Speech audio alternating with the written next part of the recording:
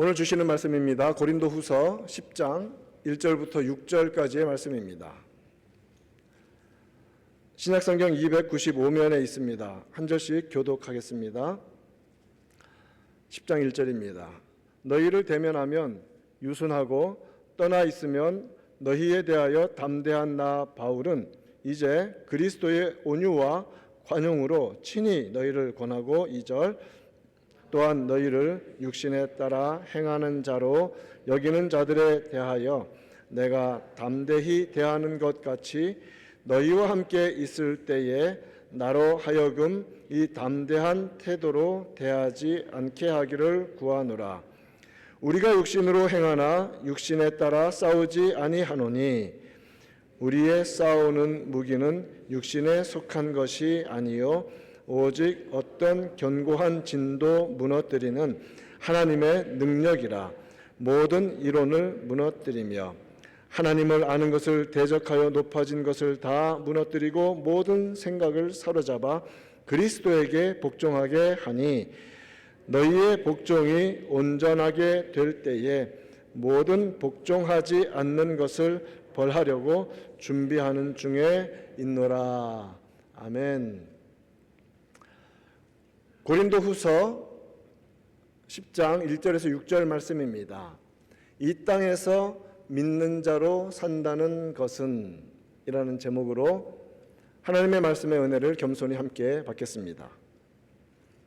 바울은 예수님께서 직접 택하시고 찾아오시고 부르셨습니다. 그리고 친히 바울을 주님께서는 그의 부활의 증인으로 직접 파송하셨습니다. 그러므로 우리는 바울이라는 이름 앞에 호칭을 사도 바울이라고 부릅니다. 주님에 의해서 친히 사도로 세움 받은 자입니다. 고린도 교회는 바울의 전도를 통하여 세워졌습니다. 바울이 개척한 교회이죠.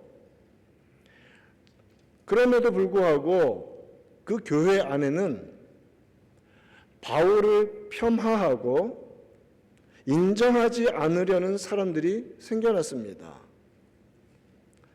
고린도전서 9장 1절과 2절 보면 바울은 참 답답한 마음으로 이렇게 말합니다. 내가 사도가 아니냐, 사도가 아니라고 주장하는 사람들이 생겨나니까 그 교회에 주 안에서 행한 나의 일이 너희가 아니냐, 내 사역의 결과물이 바로 당신들이다. 다른 사람들에게는 내가 사도가 아닐지라도 다른 사람들이 그렇게 말하는 것은 내가 어떻게 말할 수 없겠는데 당신들에게는, 너희들에게는 내가 사도다.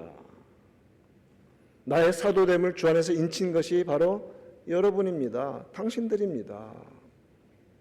라고 말했습니다. 심지어 바울은 고린도 성도들은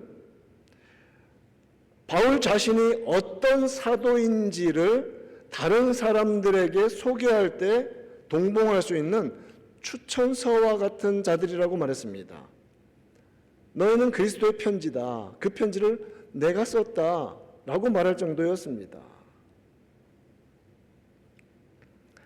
그럼에도 불구하고 고린도 교회에서 바울을 비방하는 사람들은 바울의 겉모습만 보면서 어떻게 사람이 영 부실해. 그렇게 탁월한 외모는 아니었던 것 같습니다. 너무 부실하다고, 생긴 게 좀 그렇다고 깎아내리고 폄하했다는 말입니다. 오늘 우리가 6절까지 읽었는데 이어지는 7절에 보면 고린도후서 10장 7절에 이런 말이 있습니다. 너희는 외모만 보는도다. 조금 화가 난 듯한 느낌이 오죠. 너희는 왜 자꾸 겉모습만 보냐. 그 사람들은 뭐라고 말하냐면 바울의 편지가 딱 도달하니까 이야, 그의 편지들은 무게가 있고 힘도 있으나 하고 딱 나타났는데 몸으로 대할 때는 사람이 약하고 그 말도 시원하지 않다. 글로 전달되는 하나님의 복음의 메시지는 참 강력하게 느껴지는데, 그런데 그 사람들은 복음의 메시지가 아니라 바울의 외형적인 요소, 즉 복음을 전하는 사람의 외형적인 요소를 더 중시했다는 말입니다. 편지는 대단한 파워가 느껴지는데 사람은 생긴 것도 별로고 말도 어눌하고 그렇다는 겁니다. 무엇입니까? 강단에서 선포되는 바울이 전하는 능력의 복음에 귀 기울이기보다는 사람의 모습에 현혹되는 겁니다. 그럴듯하게 멋진 사람이 막 능통한 언어로 막 하면 내용은 상관없이 이야 대단하다 박수치고 따라가고 그런 일이 벌어진 겁니다. 그런데 바울은 오늘 본문 2절에서 이렇게 말합니다. 우리를 육신에 따라 행하는 자로 여기는 자들, 이제 그 사람들이죠. 외모만 보는 사람들. 그 사람들에 대해서 바울은 어떻게 대했냐면 담대하게 대했다는 거예요. 담대하게. 바울은 이처럼 복음의 내용이 아니라 육신적인 기준, 세상적인 기준에 따라서 자신을 비방하는 사람들에 대해서 단호하게 대처했다는 겁니다. 하나님의 일을 할 때 우리가 여기서 배우는 원리죠. 하나님의 일을 할 때 가장 중요한 것, 기준과 원칙이 되는 것은 하나님의 말씀입니다. 사람의 겉모습이 아닙니다. 하나님의 말씀이 원칙이며 기준입니다. 그것을 지키기 위해서는 담대해야 합니다. 용감해야 합니다. 바울은 자기 자신을 전하는 자가 아니라 하나님의 말씀, 예수 그리스도의 부활의 복음을 전하는 자였습니다. 그러하기 때문에 1절을 우리가 직접 보진 않지만 1절 읽은 거 기억나실 겁니다. 성경을 보시면 너희를 대면하면 유순하다라고 말했어요. 사람들을 대할 때 어떻게 대합니까? 정말 목자처럼 연약한 성도들을 이해하고 유순하게 대해줬다는 거예요. 그렇게 유순하게 대해줬는데 그런 유형의 지도자였습니다.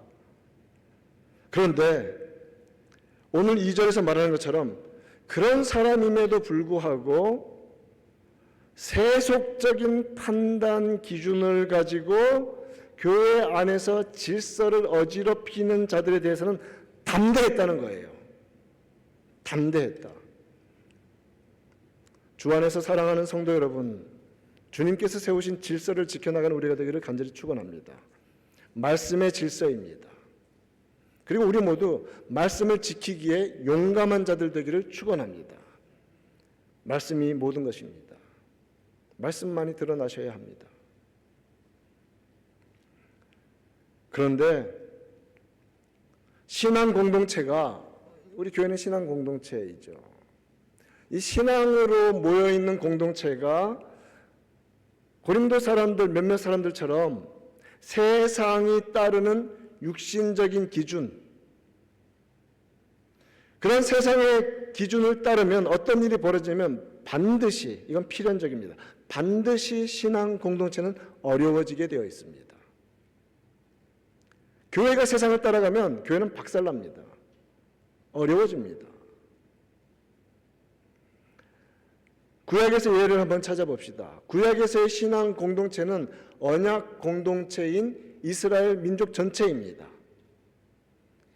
한 민족, 한 국가가 한 언약 공동체, 한 신앙 공동체입니다. 다윗이 그 신앙 공동체를 이루기 위해서 참 많이 애를 썼고 결국 사울 이어서 왕이 됨으로 하나님 앞에 온전한 공동체를 참 잘 이루었습니다. 그런데 육신의 욕심이 그에게 들어왔을 때, 육신적인 기준에 따라 그가 행했을 때 어떤 일이 벌어졌습니까? 우리아의 아내 밧세바를 취하였습니다. 우리아는 전쟁터에 나아가서 죽게 만들었습니다.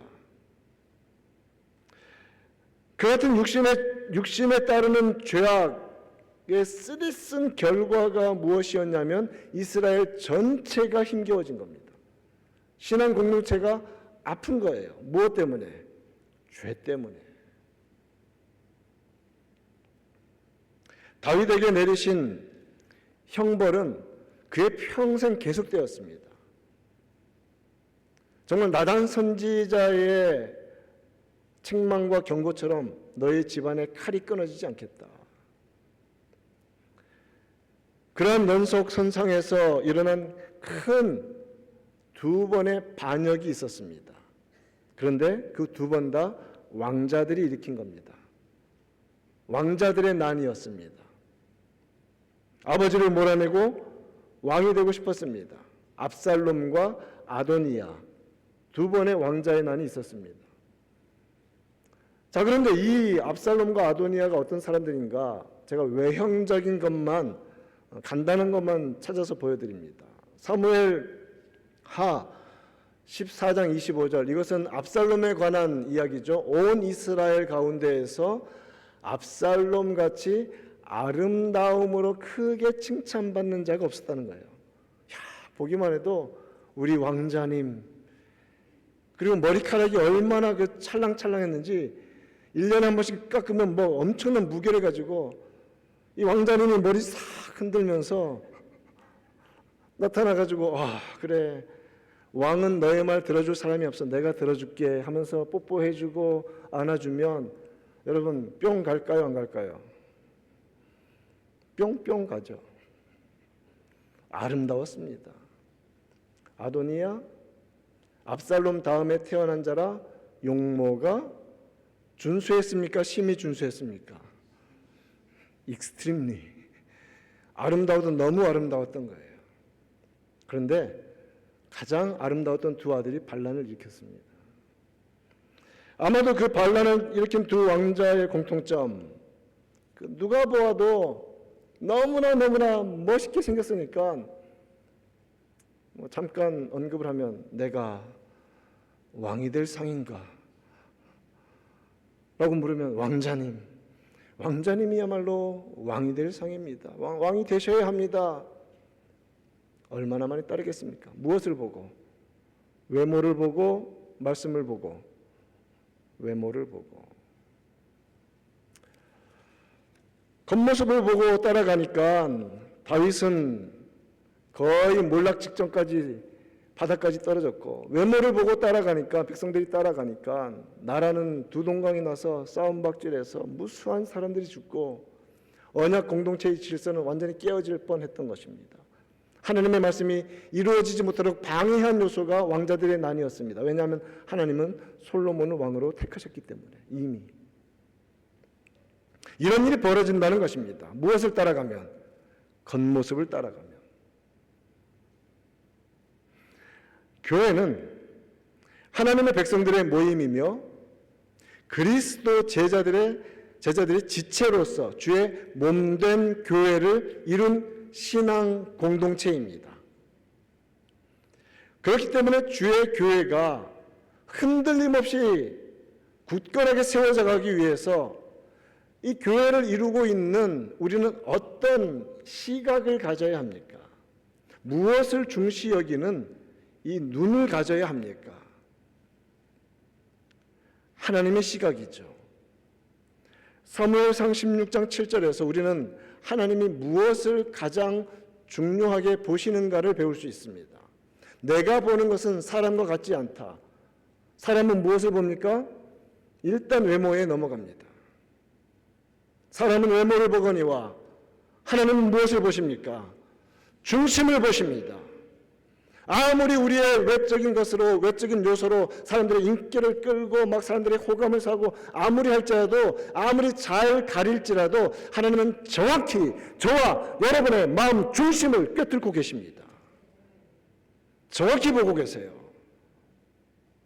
정말 하나님을 사랑하는지, 정말 우리의 마음의 태도가 무엇을 향해 있는지, 세상을 향해 있는지 하나님을 향해 있는지.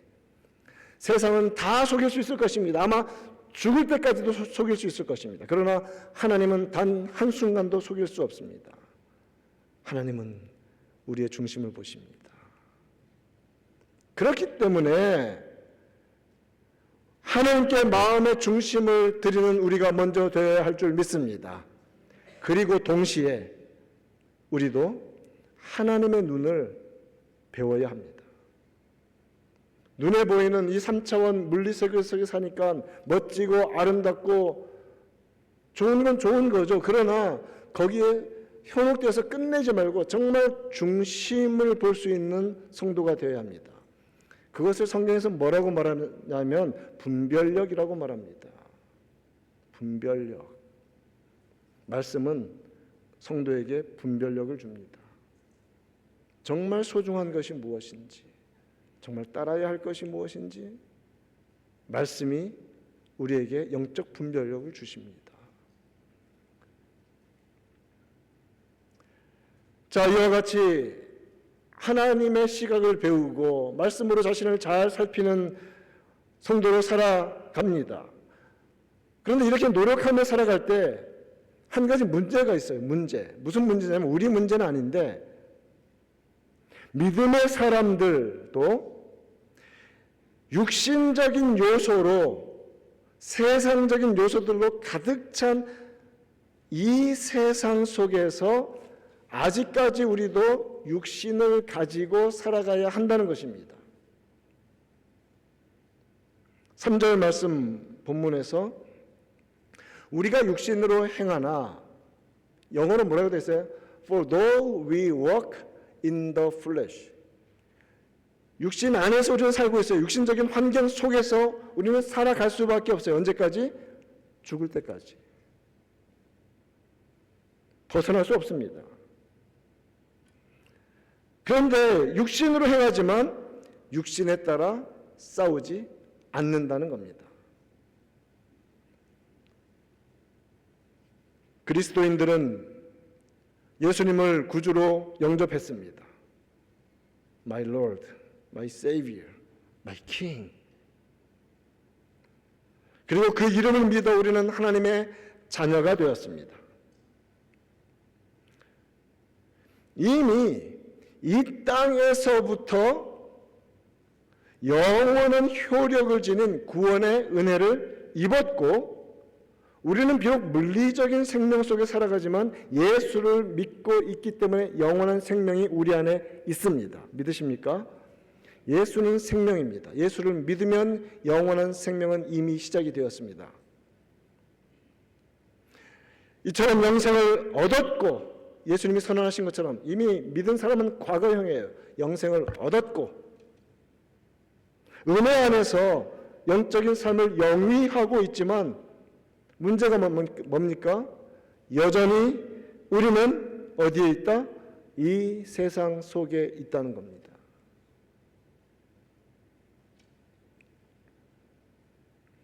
바울은 자신이 육신을 가지고 육신적인 환경 속에서 살아가지만 육신에 따라 싸우지 않는다고 했습니다. 이 디퍼런스가 느껴지시죠? 힘겨움이 느껴지지 않습니까? 세상 속에 있는데 세상 방식대로 살아서도 안 되고 싸워서도 안 된다는 겁니다. 이 세상에 있을지라도 세상적인 방식과 세속적인 힘의 논리에 따라 다투고 이기려 하지 않는다는 겁니다.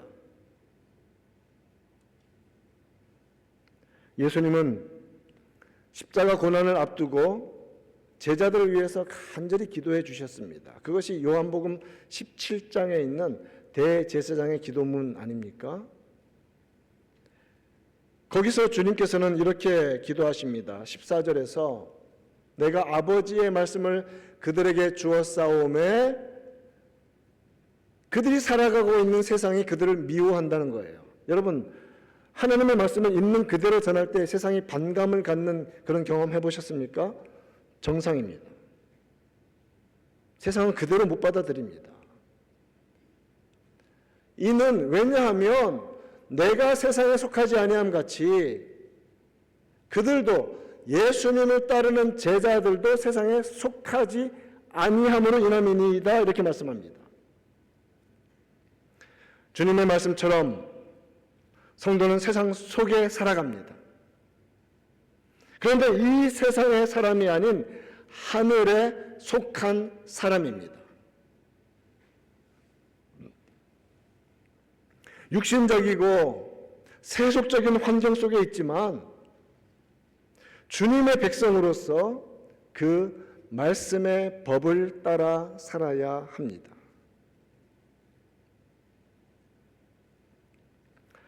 로마서 8장 12절과 13절 말씀은 이렇게 말합니다. 우리가 성도가 이 땅 가운데서 육신에게 져서 육신대로 살 것이 아니니라. 진다는 것은 무엇을 전제합니까? 싸움이죠. 전쟁이죠. 육신에게 져서 육신대로 살 것이 아니니라. 너희가 육신대로 살면 반드시 죽을 것이다. 로마서에서 육신대로 산다는 말은 본문에 육신에 따라 싸운다는 말과 같은 말이겠죠. 육신에 따라 싸운다. 육신대로 산다. 믿는다고 말을 하는데 여전히 육신적인 욕망에 이끌리고 죄악된 본성대로 행하는 것, 그것이 육신대로 사는 것입니다. 그래서 13절 말씀은 이어서 이렇게 말씀하십니다. 영어로서 by the Spirit, by the Holy Spirit, 성령에 의해서 성령의 도우심을 받아서 몸의 행실을 죽이면 산다는 겁니다. 영적으로 살아야 하지 않겠습니까? 죄에 의해서 죽는 것처럼 살지 말고 성도는 성령의 능력 힘입어 죄와 싸워야 합니다. 죄는 끊임없이 내 속에서 일어납니다. 십자가 은혜로 구원받은 성도는 생명의 성령의 법 아래에 있습니다. 그렇기 때문에 하나님의 말씀의 법의 통치를 받습니다. 성도는 하늘에 속한 자입니다. 그러나 살아가는 환경은 in this world, 이 세상 속에 살아가야 하기 때문에 그 영적인 싸움을 피할 수가 없는 것입니다. 성경은 특별히 오늘 본문 말씀은 성도가 믿음으로 살기 위해 반드시 치러야 하는 이 영적인 싸움의 대상이 무엇인지를 알려주십니다. 우리는 그러면 무엇과 싸워야 하는가? 4절과 5절에 집중해서 살피면 모든 이론, 1번이라고 제가 썼습니다. 모든 이론을 무너뜨리며, 두 번째 대상은 하나님을 아는 것을 대적하여 높아진 것, 그것이 두 번째. 세 번째는 모든 생각이라고 말합니다. 그런 것들을 사로잡아 그리스도에게 복종하게 한다. 이것을 조금 더 제가 구체적으로 한번 이렇게 보여드릴 수 있을 것 같습니다. 첫 번째, 이론이라는 것은 세상적인, 세속적인 이론입니다. 파워포인트 보여주시면 세상적인, 이 모든 이론이라고 했는데 허탄한 사상, 거짓된 논리와 이론들, 하나님을 대적하는 말들이라는 거예요. 성도가 싸우는 대상 1번. 그리고 두 번째는 어떤 싸움입니까? 하나님을 대적하여 높아진 것이라고 했죠. 창조주 하나님, 주권자 하나님, 왕이신 하나님, 통치하시는 하나님께 대적하는 태도입니다. 요즘 사람들은 다 자기가 하나님인 줄 알고 살아갑니다. 아니, 하나님이 되려고 살아갑니다. 자기 마음에 안 들면 그 어떤 것도 용서가 안 됩니다. 세 번째, 하나님과 그의 진리에 대적하는 모든 생각들, 간단하게 말하면 인본주의적인 생각입니다. 그리고 세속적인 생각입니다. 세큘러, 세상적인 방식에 완전히 쪄들어가죠. 무슨 생각을 하더라도 세상 방식으로만 생각하는 거예요. 세상 방식으로만. 말씀에 사로잡혀 있으면 말씀의 기준에 따라 생각을 하는데 세상의 사고로 다 쪄들어 있으니 스펀지를 짜면 물에 가득 적셔진 스펀지를 짜면 뭐가 나옵니까? 물이 나오죠. 그 물이 깨끗한 물이면 무슨 물이 나옵니까? 깨끗한 물이 나오죠. 더러운 물이 있으면 무슨 물이 나옵니까? 더러운 물이 나오죠.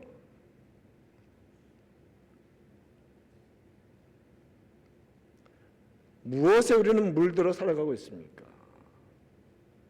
싸움입니다. 이 세상은 이 같은 것들로 가득 넘치고 있으며 우리는 바로 여기에서 in this world, 바로 여기에서 우리는 믿음을 지키며 복음을 전하며 살도록 부름 받았습니다. 그래서 믿는 것은 사실 쉽지는 않습니다. 쉽지 않습니다. 그럼에도 쉽게 할 수 있는 것은 내 힘으로만 하지 않고 성령의 능력으로, 말씀의 능력으로 행하기 때문에 능히 승리할 줄 믿습니다. 정확히 말하면 이미 승리한 싸움을 우리는 싸워가는 것입니다. 주님께서 다 이기셨습니다. 주님만 따라가면 됩니다. 골로새서 2장 8절에서는 이렇게 경고합니다. 누가 철학과 헛된 속임수로 너희를 사로잡을까 주의하라. 너무 세상 사람들의 말에 이끌려 하나님의 말씀을 왜곡된 시각으로 바라보지 마십시오. 이런 일이 벌어지는 겁니다. 이것은 사람의 전통과 세상의 초등학문을 따름이요 그리스도를 따름이 아니니라. 그러하기 때문에 이 같은 세상 속에서 세상의 허탄한 이론과 세상의 허황된 사상을 이기는 힘은 인간의 상식적인 논리나 세상적인 방식의 논쟁이 아닙니다. 말싸움에서 싸워서 이길 게 아니라는 말입니다. 그래서 사실 제가 4절 초반부를 지금 뒤에 말합니다. 지금 뒷부분을 먼저 살폈습니다. 그러면 이것들과 싸우는 우리의 웨폰, 우리의 무기는 무엇인가? 4절 말씀은 이렇게 말하죠. 우리의 싸우는 무기는 4절 말씀. 육신에 속한 것이 아니요 어떤 견고한 증도 무너뜨리는 하나님의 능력이라고 말씀하시면서 우리가 싸우는 대적에 대해서 설명하고 있는 것입니다. 오직 거룩하신 하나님의 말씀만이 유일한 진리이기 때문에 하나님의 능력이며 성령의 무기입니다. 성령 충만한 자는 말씀 충만합니다. 말씀으로 무장한 성도는 반드시 승리하며 아무리 견고한 진일지라도 말씀 앞에서는 모두 무너집니다. 오직 어떤 견고한 진도 무너뜨리는 하나님의 능력이라.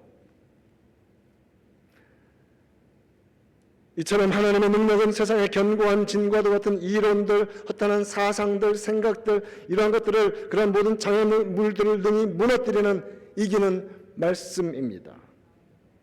그래서 에베소서 6장 10절에서는 17절에서 이렇게 말하죠. 너희가 주 안에서와 그 힘의 능력으로, 하나님의 능력으로 강건해지는데 무엇이 가장 우리를 강하게 만듭니까? 성령의 검, 하나님의 말씀이 성도를 용감하게 하고 이기게 합니다. 이기게 합니다. 예수님은 그래서 요한복음 17장 17절에서 그들을 진리로 거룩하게 하옵소서. 여러분, 성도가 거룩해야 한다고 자꾸 말하잖아요. 그런데 우리는 거룩을 지키기 위해서 금욕주의로 빠지잖아요. 그건 맞아요. 많이 절제해야 돼요. 그런데 진짜 성도를 참된 금욕, 참된 진리, 참된 거룩으로 이끄는 것은 무엇이냐면 말씀입니다. 말씀이 있는 사람은 정욕을 버리게 되어 있어요. 아무리 여러분 이제 그만둬야지, 갬블링 그만해야지 하면서 이제 내가 그만뒀는지 보자 하고 굳이 라스베가스 날아갈 필요 없다는 겁니다. 가면은 거의 아마 깨지기 십상입니다. 말씀이 우리를 거룩하게 합니다. 말씀 충만한 성도는 거룩한 삶을 살아갑니다. 그래서 아버지의 말씀은 진리니이다. 지금 우리에게 주신 창세기부터 요한계시록까지 이 기록된 계시가 하나님의 말씀인 줄 믿습니다. 우리는 이 말씀 가지고 버팁니다. 이 말씀 없으면 우리 신앙생활은 지켜지지가 않습니다. 세상에 다른 책들 아니요. 하나님의 말씀 붙잡아야 합니다. 하나님의 말씀이 우리를 살립니다.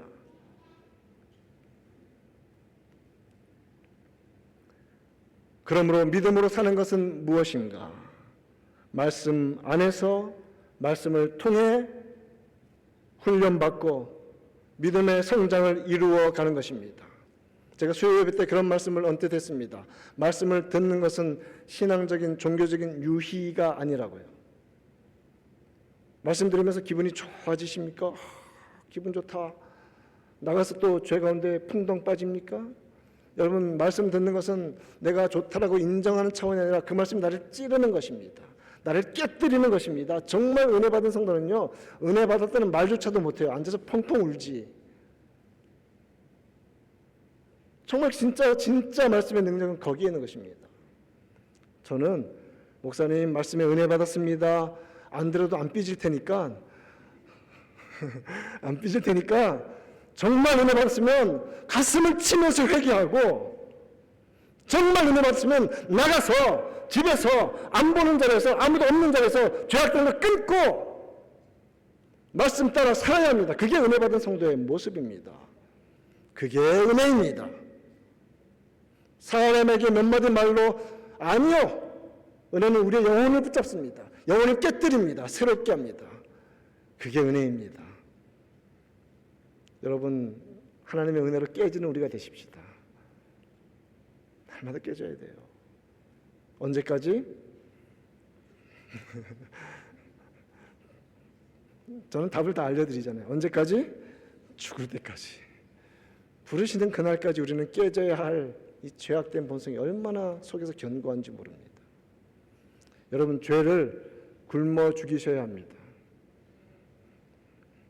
몰티피케이션이란 말이 있어요. 죄의 죽임. 죄를 죽여야 돼요. 육신의 생각을 죽인다 했잖아요. 죄를 죽이는 거예요. 여러분, 한번 이번 주에 가서 내 속에 있는 죄악된 본성을 먹여 살리는 것을 내가 보고 있는지, 내가 듣고 있는지 한번 살펴보세요. 세상적인 생각들, 세상적인 그림들, 세속적인 것들, 음란한 것들, 자꾸 그런 것 가까이 하면 내 속에 있는 죄를 키우는 거예요. 그냥 그 죄에다가 맛있지 하면서 아주 그냥 영양가를 잔뜩 공급해 주는 거예요. 그러면 어떻게 돼요? 죄가 나를 삼켜버리는 거예요. 순식간에 넘어갑니다. 순식간에. 죄를 죽이는 우리가 되기를 바랍니다. 언제까지? 죽을 때까지 싸워야 돼요. 죽을 때까지. 예외가 없어요. 목회자도, 성도도 아무도 예외 없습니다. 보세요. 뭐 누구든지 그냥 펑펑 넘어지는 거 뭐 보잖아요. 여러분, 그런 거 보면서 막 손가락질하면서 자신을 거룩하게 만들지 말고 자신을 보자고요. 여러분, 비난이 우리를 거룩해 만들지 않아요. 진짜 성도는 자신을 보는 거예요.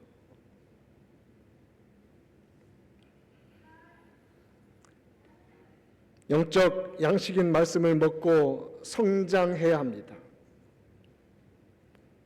그래서 여러분, 그 어린아이에 대해서 말할 때도 순진하다라고 말하는 childlike, 유치하다는 것은 childish. 이걸 우리는 너무 혼돈해서 쓴단 말이에요. 성경에서 어린아이처럼 순전한 젖을 사모하라고 하시거든요. 말씀을 볼 때 어린아이같이, 우리 베이비들도 참석해서 감사한데, 정말 그 먹을 것을 간절히 원하는 것처럼 그렇게 말씀을 대하라는 거예요. 그런데 그것을 먹으면 유치함을 벗어나는 거예요. 차일드시한 상태를 벗어나는 거예요. 어린아이 상태를 넘어서서 성장해 나가는 것입니다.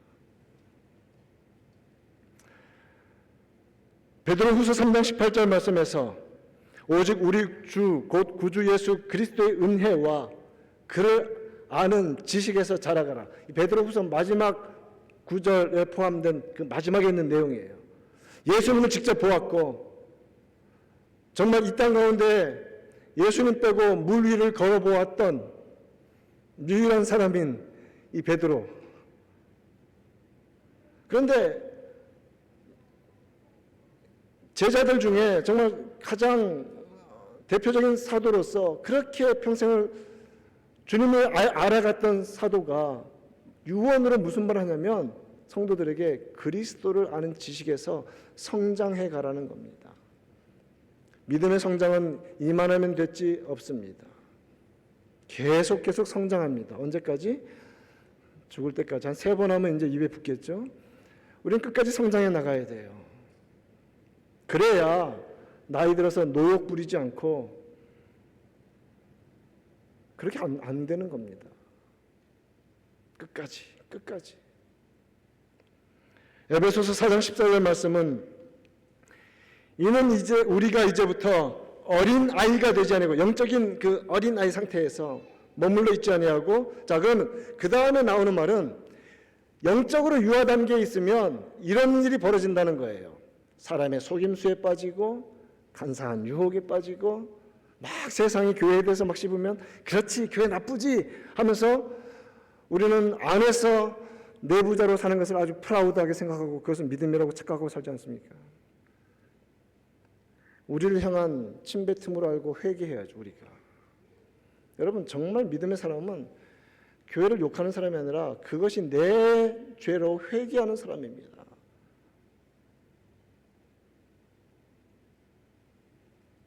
회개가 일상이 되는 우리가 되기를 축원합니다.